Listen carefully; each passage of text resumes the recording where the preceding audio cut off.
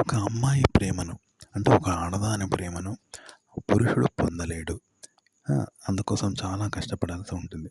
ఎందుకు? ఇందుకు కొన్ని రీజన్స్ ఉంటాయి. అంటే ఈ సృష్టి పరంగానే పురుషుడికి ఒక శాపం ఉంది. అలాగే స్త్రీకి ఒక వరం ఉంది. ఎందుకంటే అదేంటో ఇప్పుడు చెప్తాను. పురుషుడు స్త్రీ చుట్టూ తిరుగుతాడు. అంటే తుమ్మెద కదా పువ్వు చుట్టూ తిరిగినట్టు పురుషుడు స్త్రీల చుట్టూ తిరుగుతాడు. కానీ స్త్రీ పురుషుని చుట్టూ తిరగడం అనేది అరుదుగా జరుగుతుంది. ఎందుకంటే ఆమె కన్నా చిన్నవాళ్ళను ఆమె అనుబంధం పెంచుకుంటుంది. ఆమె కన్నా పెద్దవాళ్ళ దగ్గర ఆమె అనుబంధాన్ని ఇవ్వదు. కాబట్టి పురుషుడు ఆధిపత్యం ఎక్కడుంటుంది? పెద్ద వయసు పురుషుడిది ఆధిపత్యం ఉంటుంది. వాడేం చేస్తాడు? స్త్రీ చుట్టూ తిరుగుతాడనమాట. తిరిగి ఆమెను ప్రేమిస్తాడు. ప్రేమించి అదే ప్రేమను పొందడం అనుకుంటాడు. కానీ కాదు. వాడు పురుషుడు ఆమెను ప్రేమిస్తూ అదే ప్రేమ అనుకుంటున్నాడు. కానీ పొందడం లేదు. స్త్రీ ప్రేమ అందాలి. అది పెద్ద వయసు పురుషుడికి తాను అందించదు.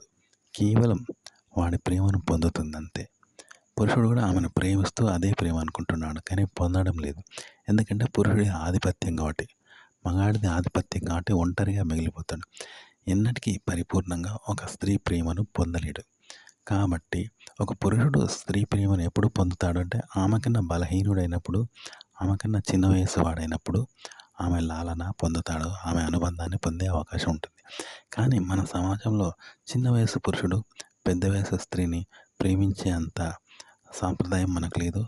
అలాగే చిన్న వయసు పురుషులకు కొంచెం మెచ్యూరిటీ కూడా తక్కువే ఉంటుంది. కానీ స్త్రీ చొరవ తీసుకొని చిన్న వయసు వాడిని ప్రేమను చూపుతుంది, ప్రేమిస్తుంది. ఇలా ఉంటుందన్నమాట. కానీ పెద్దవాడు, మగాడు అనేవాడు స్త్రీని ప్రేమిస్తాడు.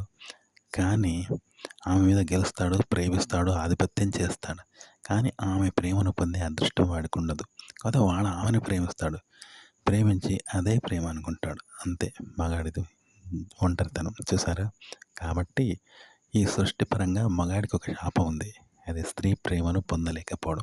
అందుకే ఎక్కువ సంఖ్యలో పురుషులు తను కోరుకున్న అమ్మాయి ప్రేమను పొందలేక ఆత్మహత్యలు చేసుకుంటున్నారు. ఇదే మగాడికి శాపం.